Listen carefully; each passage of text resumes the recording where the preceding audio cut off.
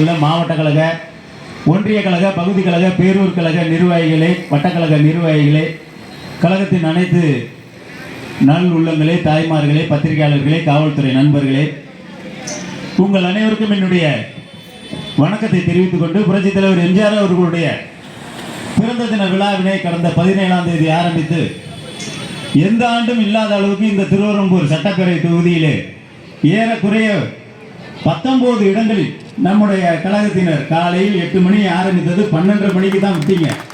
அந்த அளவுக்கு புரட்சித் தலைவர் எம்ஜிஆர் அவர்களுடைய பிறந்த தின விழாவினை சீரோடும் சிறப்போடும் நடத்திய ஒன்றிய கழக செயலாளர்கள், நகர செயலாளர்கள், பகுதி கழக செயலாளர்கள், பேரூர் கழக செயலாளர்கள், நிர்வாகிகள், வட்டக்கழக செயலாளர்கள், அனைத்து நல்லுள்ளங்களுக்கும் என்னுடைய நன்றியை தெரிவித்துக் கொள்கிறேன். ஏனென்றால் எந்த ஆண்டும் இல்லாத அளவுக்கு இந்த ஆண்டு இந்த திருவெரும்பூர் தொகுதியிலே அவ்வளவு எழுச்சியாக கழகத்தினர் புரட்சித் தலைவர் எம்ஜிஆர் அவர்களுடைய பிறந்த தின விழாவினை மிகவும் சிறப்பாக ஏற்பாடு செய்து நடத்தி கொண்டார். அதன் தொடர்ச்சியாக நம்முடைய மாவட்டத்துக்கு உட்பட்ட லால்குடி சட்டப்பேரவை தொகுதி, மணப்பாறை சட்டப்பேரவை தொகுதியிலெல்லாம் பிறந்த தின விழாவினை கொண்டாடிவிட்டு நேற்றைய முன்தினம் மணப்பாறை சட்டப்பேரவை தொகுதியில் புரட்சித் தலைவர் எம்ஜிஆர் அவர்களுடைய பிறந்த தின விழா பொதுக்கூட்டம், நாளைக்கு லால்குடி, அதை தொடர்ந்து பல்வேறு நிகழ்ச்சிகள், கழகத்தின் நிகழ்ச்சியை தொடர்ந்து எழுச்சியோடும் வளர்ச்சியோடும் நடத்தி கொண்டிருக்கின்ற நம்முடைய கழகத்தினர் நடத்தி தான் ஆக வேண்டும். காரணம், ஓராண்டு காலம் திராவிட முன்னேற்ற கழகம் பல்வேறு பொய்யான வாக்குறுதிகளை வழங்கி இன்றைக்கு மக்களை ஏமாற்றி கொண்டிருக்கிறார்கள். தொடர்ந்து 4வது ஆண்டாக அந்த ஆட்சியை அகற்ற வேண்டும் என்றால் நாம் தொடர்ந்து போராட வேண்டும். இது போன்ற பொதுக்கூட்டங்களை நடத்த வேண்டும் என்பதன் அடிப்படையிலே ஒவ்வொரு ஆண்டுக்கும் மெருகூட்டுகின்ற வகையிலே நம்முடைய நிகழ்ச்சிகள் நடைபெற்றுக் கொண்டிருக்கிறது. காரணம், இந்த முறை நடைபெற இருக்கின்ற சட்டமன்ற தேர்தலில் இந்த சட்டமன்ற தொகுதியை நாம் வெல்வதற்கான அனைத்து முயற்சிகளையும் நீங்கள் மேற்கொண்டிருக்கிறீர்கள் என்பது மிக தெள்ள தெளிவாக தெரிகிறது. எனவே இதை தொடர்ந்து நாம் பயணிப்போம். புரட்சித் தலைவர் எம்ஜிஆரை பொறுத்தவரை, அம்மாவை பொறுத்தவரை, அவர்களுடைய பிறந்த நாளாக இருந்தாலும் சரி, நினைவு நாட்களாக இருந்தாலும் சரி, நம்முடைய மாவட்டம் அல்ல, தமிழ்நாட்டில் உள்ள கழகத்தினர், தமிழக மக்கள் எங்கெல்லாம் இருக்கிறார்களோ அங்கெல்லாம் மிகவும் சீரோடும் சிறப்போடும் கடந்த ஆண்டை மிஞ்சுகின்ற அளவுக்கு இந்த ஆண்டை மிஞ்சுகின்ற அளவுக்கு அடுத்த ஆண்டு என்று தொடர்ந்து நடத்தி கொண்டிருக்கிறார்கள். காரணம், தமிழக மக்கள் தான் தன்னுடைய மக்கள் என்று வாழ்ந்த இருவரும் தலைவர்கள். புரட்சித் தலைவர் எம்ஜிஆர் அவர்கள் இந்த இயக்கத்தை ஆரம்பித்து தமிழக மக்களை வாழ்வுக்காக ஆட்சி செய்து பல்வேறு நல்ல திட்டங்களை எல்லாம் செயல்படுத்தினார்கள். நாம் புரட்சித் தலைவர் எம்ஜிஆர் அவர்களோடு செயல்படுத்திய திட்டங்களை எல்லாம் செய்தித்தாள் மூலியமாக, ஊடகங்கள் மூலியமாகத்தான் நாம் தெரிந்து கொண்டோம். இங்கே நிறைய பேர் தெரிந்து கொண்டிருப்பீர்கள். என்னை பொறுத்தவரை நான் ஊடகம் மூலியமாக, செய்தித்தாள் மூலியமாக தெரிந்து கொண்டோம்.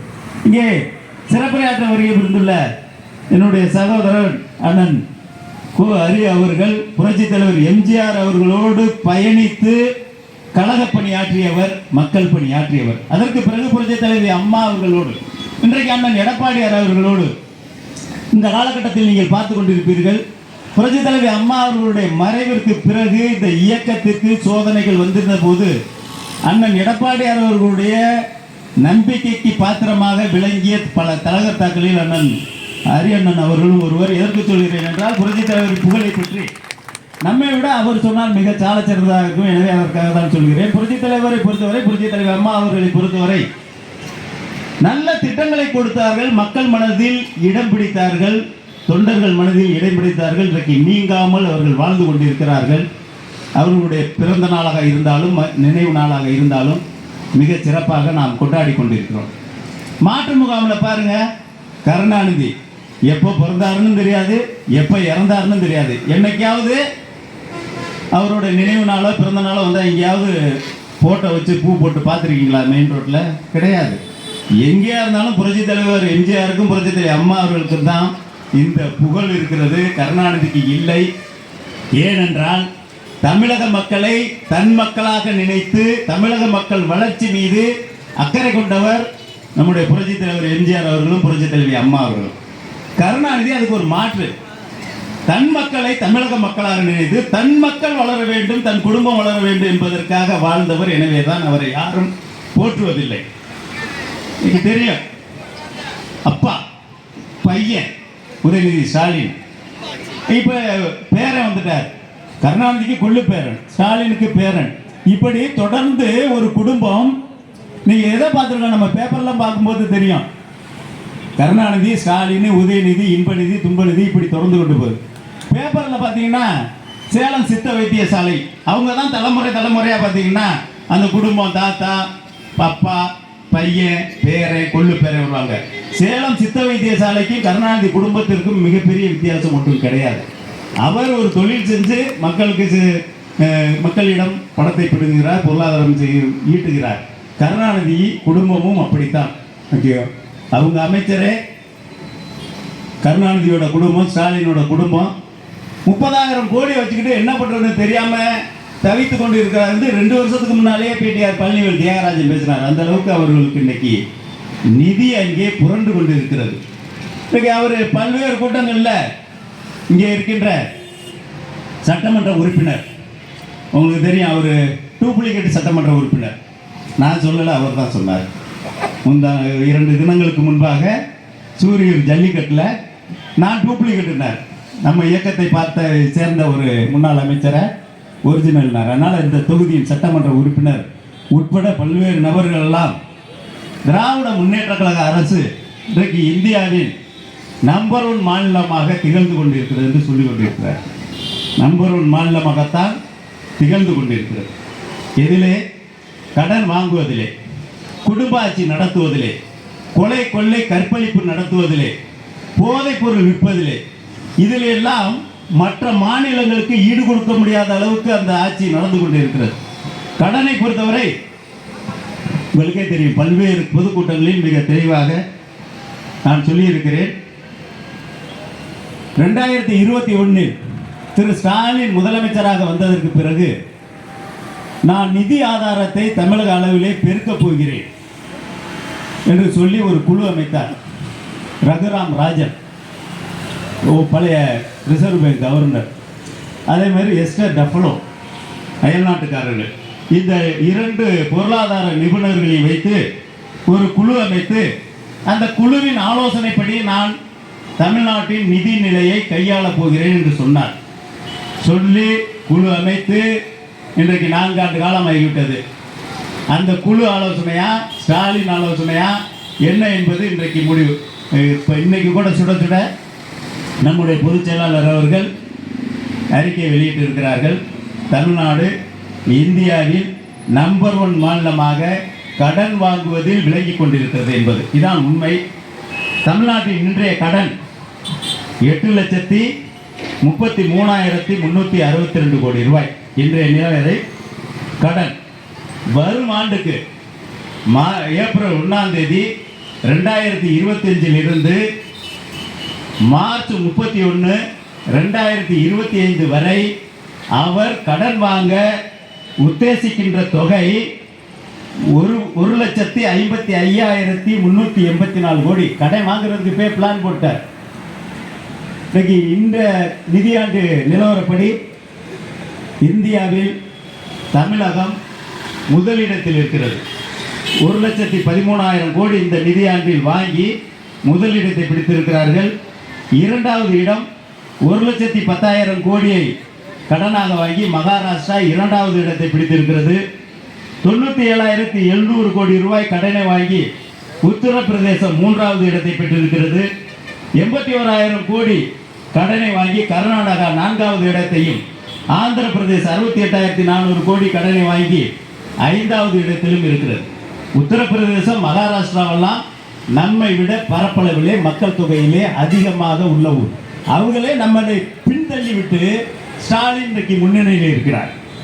எதற்கு சொல்கிறேன் என்றால், ஒவ்வொரு குடும்பத்திற்கும் இன்றைக்கு 2,24,13,920 ரேஷன் கார்டு இருக்கு. அதன் அடிப்படையிலே பார்த்தால் ஒவ்வொரு குடும்பத்திற்கும் 3,71,805 ரூபாய் கடன் இருக்கிறது. தனிநபர்கள் தலையிலே 1,20,000 கோடி இன்றைக்கு கடன் இருக்கிறது. இருக்கின்ற ஒவ்வொருத்தருக்கும் ஸ்டாலின் வைத்திருக்கின்ற கடன் 1,20,000 கோடி. எனவேதான் அண்ணன் எடப்பாடியார் அவர்கள் திவாலாக போகிறது தமிழ்நாடு அரசு என்று சொன்னார். அதற்கு என்ன தங்கம் தென்னரசு என்ன பதில் கொடுத்தார் தெரியுமா? திவாலாகவில்லை, 29% கடன் வாங்கலாம். அந்த மாநிலத்தின் வளர்ச்சியில் நாங்கள் 28% தான் வாங்கியிருக்கிறோம். இதுதான் பதில் தமிழ்நாட்டை வளர்ச்சி பாதையிலே கொண்டு செல்வதற்கு மாறாக வீட்டை அடமானம் வச்சு 4 கோடி ரூபாய் வீடு, நான் 3 கோடி 80 வரையும் கடை வாங்கிட்டேன், நீ ஏன் 20 லட்சம் வச்சிருக்கலன்னு சொல்ற புத்திசாலித்தனமாக இருக்கு. ஒரு குடும்பம் நடத்த தெரியாதவர் கையில் தமிழ்நாடு சென்றால் என்ன விளைவு என்பதை இன்றைக்கு அதுதான் முடிவாக இருக்கிறது. எனவே மக்கள் இதையெல்லாம் தெரிந்து கொள்ள வேண்டும். இன்னும் இவ்வளவு கடன் வாங்குகிறார் என்றால் நம்முடைய ஆட்சி காலத்திற்கு பிறகு அவர் உயர்த்திய சொத்து வரி, குடிநீர் வரி, மின் கட்டண உயர்வு, வாகன வரி உயர்வு, முத்திரை கட்டணம் உயர்வு, பதிவு கட்டணம் உயர்வு, இதையெல்லாம் சேர்த்து இதன் மூலமாக உபரியாக வந்த வருமானம் 1,02,676 கோடி ரூபாய். மக்கள் மீது வரி சுமையையும் கட்டணத்தை உயர்த்தியதின் அடிப்படையில் தமிழ்நாட்டிற்கு ஆண்டுக்கு சராசரியாக 1,34,983 கோடி ரூபாய் வர வேண்டும். ஆனால் இந்த நிதியாண்டில் 2,37,659 கோடி ரூபாய் வந்திருக்கிறது.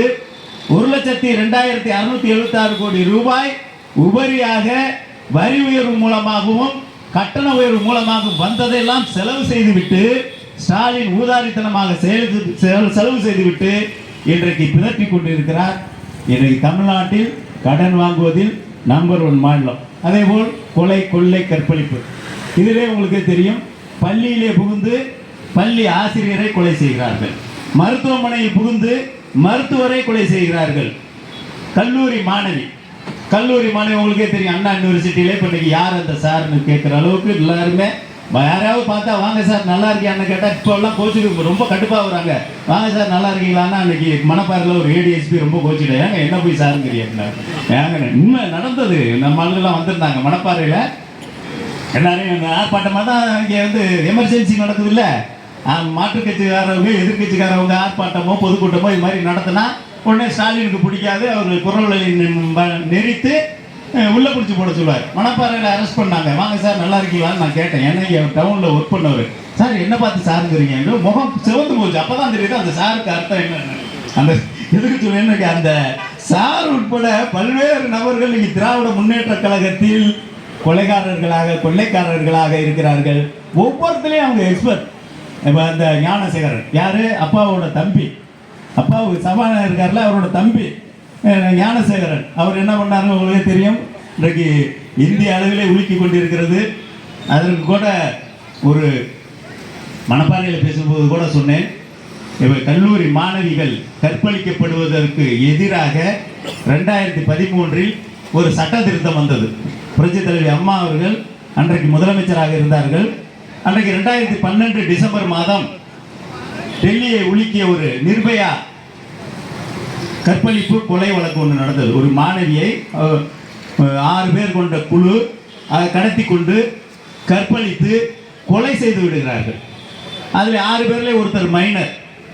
அது இந்தியா முழுவதும் கொழுந்து விட்டு இருக்கிறது அந்த பிரச்சனை. புரட்சி தலைவி அம்மா அவர்கள் முதலமைச்சராக இருக்கிறார்கள். அன்றைக்கு 9 நாடாளுமன்ற உறுப்பினர்கள் நம்முடைய கழக சார்பில், அதில் நானும் ஒருவர். அப்போ அந்த சட்ட திருத்தம் வருகின்ற போது கிரிமினல் அமெண்ட்மெண்ட் ஆக்ட்னு வருது. மாண்பு அம்மா அவர்கள் என்ன சொல்கிறார் என்றால், இந்த மாதிரி குற்றச்செயலில் ஈடுபடுபவர்களுக்கு உச்சபட்ச தண்டனை அளிக்க வேண்டும், அதேபோல் அவர்களை ஆண்மை நீக்கம் செய்ய வேண்டும் என்று சொல்கிறார்கள். புரட்சி தலைவி அம்மா அவர்களுடைய குரல் இங்கே பதிவு செய்யப்படுகிறது. அந்த சட்ட திருத்தம் வருகிறது 2020. அந்த 6 பேரில் ஒருத்தர் ஏற்கனவே தூக்கிட்டு இறந்து விட்டார். 5 பேர், ஒருத்தர் மைனர். அந்த 4 பேருக்கும் தூக்கு தண்டனை வழங்கப்படுகிறது. எதற்கு சொல்லினர், கடுமையாக அங்கே ஈடுபட்ட குற்றவாளிகளை அன்றைக்கு டெல்லி அரசு கண்டுபிடித்து அவர்களுக்கு தண்டனை வழங்கியது. இங்கே ஸ்டாலின் அரசு என்ன பண்ணுது, ஞானசேகரனையும் காப்பாற்ற நினைக்குது. ஞானசேகரனுக்கு பிறகு யார் அந்த சாருன்னு எவ்வளோ பேர் கேட்குறாங்க, சொல்ல மாட்டேங்கிறாங்க. அந்த சார் யாருன்னு சொல்ல மாட்டேங்கிறாங்க. எதற்கு, குற்றவாளியை காப்பாற்றுகின்ற அரசாக தான் இன்றைக்கு ஸ்டாலின் அரசு இருக்கிறது. எல்லாத்துக்கும் பதில் சொல்லுகின்ற ஸ்டாலினும் அவருடைய மகன் உதயநிதியும் இதில் ஏதாவது பதில் சொன்னாங்களா? இந்த மாணவி கொலை வழக்கில் சட்டமன்றத்தில் தான் ஏதோ சொன்னார், பொய்ய சொன்னார். நம்முடைய பொதுச் செயலாளர் அவர்கள் மிக கடுமையாக அங்கே குற்றச்சாட்டை முன்வைக்கின்ற போது, அவர் வைக்கின்ற போது அந்த ஒளிபரப்பை கட் பண்ணி விடுவார்கள். ஸ்டாலின் பதில் சொல்ல மட்டுமே ஒளிபரப்பை காட்டுவார். இன்றைக்கு கம்யூனிஸ்ட் கட்சியோட தலைவர் பாலகிருஷ்ணன் சொன்னார் இல்லையா, எமர்ஜென்சி நடக்குது. இதுதான் உண்மை, எமர்ஜென்சி நடக்குது. எனவே ஸ்டாலின் ஒவ்வொன்றிலும் அதே போல்தான் போதைப் பொருள் சாபர் ஜாதிக்குன்னு உங்களுக்கே தெரியும். உலக அளவிலே போதைப் பொருளை கடத்திய அந்த ஜாபர் சாதிக்கு திமுகவின் அனுதாபி நிர்வாகி எல்லாம் ஒன்று தான். அவரை காப்பாற்றுகிறது இந்த அரசு. இங்கே லோக்கலில் வாங்க, இப்போ 28ஆம் தேதியிலிருந்து 5ஆம் தேதி வரை மணப்பாறை மொண்டிப்பட்டியில் சாரணியர் இயக்கத்தின் சார்பாக இங்கே மிகப்பெரிய விழா நடக்க இருக்கின்றது. அந்த விழாவிலே பாராளுமன்ற ஜனாதிபதி வந்து கலந்து கொள்ள இருக்கிறார்கள். அதுக்கு கிராவல் மண் அடிக்கணும். புறம்போக்கு இடத்துல கிராவல் மண் எடுத்துட்டு போய் அடிக்கணும். நேரோட ஆதரவாளருக்கு கொடுத்துட்டாங்க. மகேசரோட ஆதரவாளர் போய் அங்கே தடுக்கிறார். தடுக்கின்ற போது அங்கே ஒரு பொதுப்பணித்துறையின் அலுவலர் தாக்கப்படுகிறார். நெடுஞ்சாலைத்துறையின் அலுவலர் மரியோ இன்னாசி என்பவர் தாக்கப்படுகிறார். காரணம் அங்கே காசு பிரச்சனை. கொள்ளையடித்து யார் நேரு ஆளு கொள்ளையடிக்கணுமா, மகேஷ் ஆளு கொள்ளையடிக்கணுமா, இவங்களுக்குள்ள போட்டி போட்டு ஒரு அரசு அலுவலர் தாக்கப்படுகிறார். அதை நெடுஞ்சாலைத்துறையினர் கண்டுகொள்ளவே இல்லை. ஏனென்றால் இன்றைக்கு அரசு ஊழியர்கள் கொந்தளித்து போயிருக்கிறார்கள். அது வேற விஷயம். இந்த உளுத்து போன திமுக ஆட்சியை தாங்கி பிடிக்கின்ற கால்களாக ஊடகங்கள் இருக்கின்றன. இதை சொல்லவில்லை, ஒரு சில ஊடகங்கள் தான் அதையெல்லாம் சொல்லிக் கொண்டிருக்கிறார்கள். எனவே மக்கள் மீது அக்கறை கொண்ட அரசாக இந்த அரசு இல்லை என்பதற்கு இந்த தொகுதியும் ஒரு உதாரணம். பழைய பால் பண்ணையிலிருந்து துவாக்குடி வரை 14.4 கிலோமீட்டரில் சேவை சாலை அமைக்க வேண்டும் என்று 2009 இந்த பகுதி மக்கள் போராடுகிறார்கள்.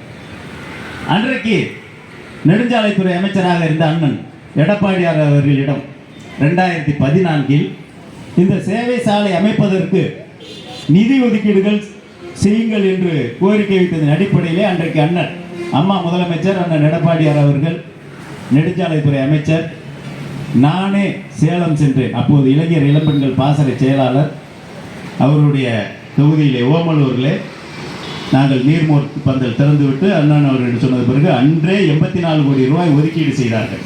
நிலம் கையகப்படுத்துவதற்காக இந்த சேவை சாலை அமைப்பதற்கு 84 கோடி ரூபாய் ஒதுக்கீடு செய்தார்கள்.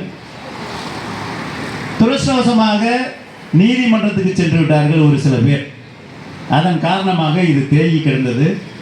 இன்றைக்கு இந்த தொகுதியின் சட்டமன்ற உறுப்பினராக இருக்கின்ற மகேஷ் பொய்யாமொழி நான் வந்தால் இதற்கு தீர்வு காண்பேன் என்று சொன்னார்.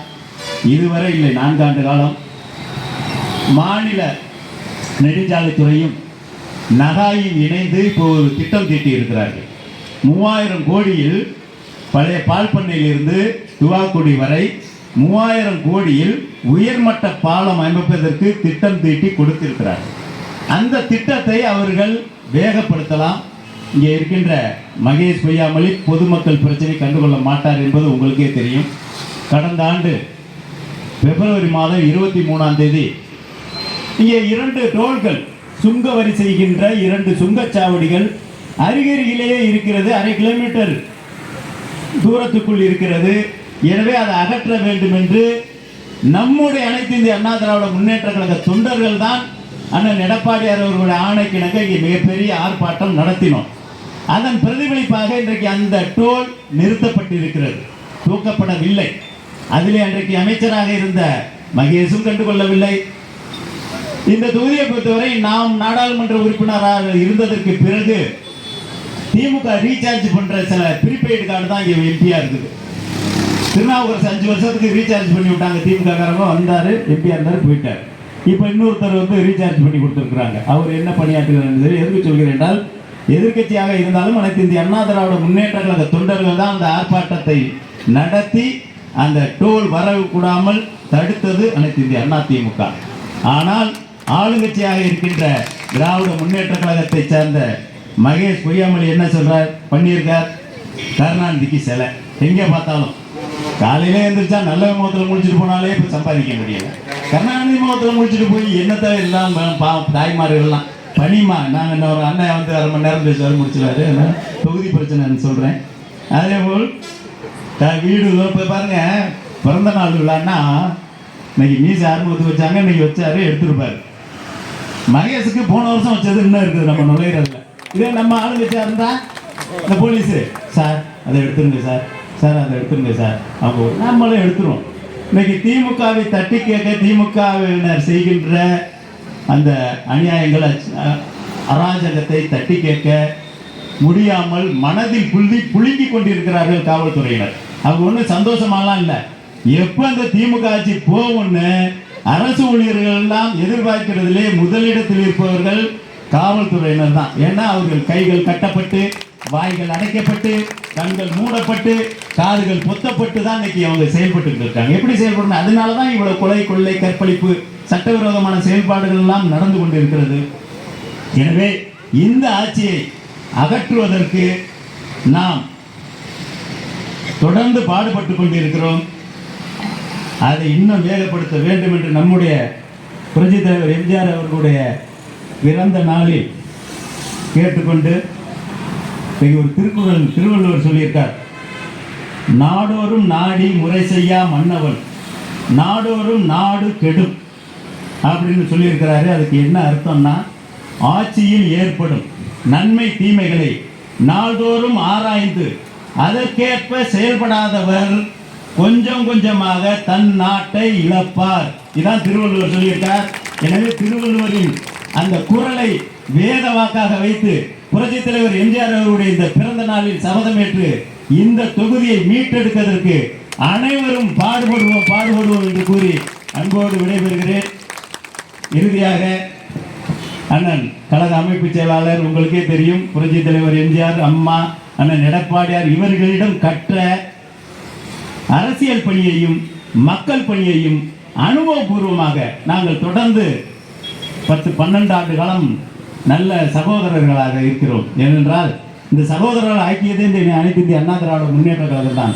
பல கட்டங்களில் எனக்கும் என் கூட இருக்கின்ற சக நண்பர்களுக்கும் அனுபவபூர்வமான நல்ல அனுபவங்களை இந்த இயக்கத்தை வழிநடத்துவதற்கு, மக்கள் பணியாற்றுவதற்கு அண்ணன் அவர்கள் ஆலோசனை கொடுப்பார். அவருக்கு குறித்தான பாணி திமுக காரர்களை 2 பேருமே சொல்லியிருக்காங்க. சட்டமன்றத்தில் புரட்சித் தலைவி அம்மா அவர்களை கருணாநிதி உரிமையில் பேசுகின்ற போது அன்றைக்கு 2006 2011 வரை அண்ணன் அரியண்ணன் அவர்களும் அண்ணன் அருள்மொழி தேவன் அவர்களும் சட்டமன்ற உறுப்பினர்கள். எம்பியா வேணா நாங்கள் மும்மூர்த்தியாக போனோம், எம்எல்ஏக்கள் அவங்க 2 பேருமே தான் ஒன்றா இருந்தாங்க. கருணாநிதி புரட்சித் தலைவி அம்மா அவர்களை தரக்குறைவாக பேசிய போது அங்கே ஏந்திரிச்சு நேருக்கு நேராக கருணாநிதியவே ஒரு டேஸ் மகன் என்று சொன்னவர்கள் இவர். உட்கார்றா டேஸ் மகனை கருணாநிதி சொல்றவர்கள் தைரியம் மிக்கவர்கள். இந்த இயக்கத்தை வழி நடத்துவதிலே மிகவும் உறுதுணையாக இருப்பவர்கள் அண்ணன் எடப்பாடி அவர்களுக்கு உறுதுணையாக இருப்பவர்கள், நமக்கு உறுதுணையாக இருப்பவர்கள். அவர் தற்போது இங்கே நம்முடைய புரட்சித் தலைவர் எம்ஜிஆர் அவர்களுடைய புகழை பாடுவார்கள்.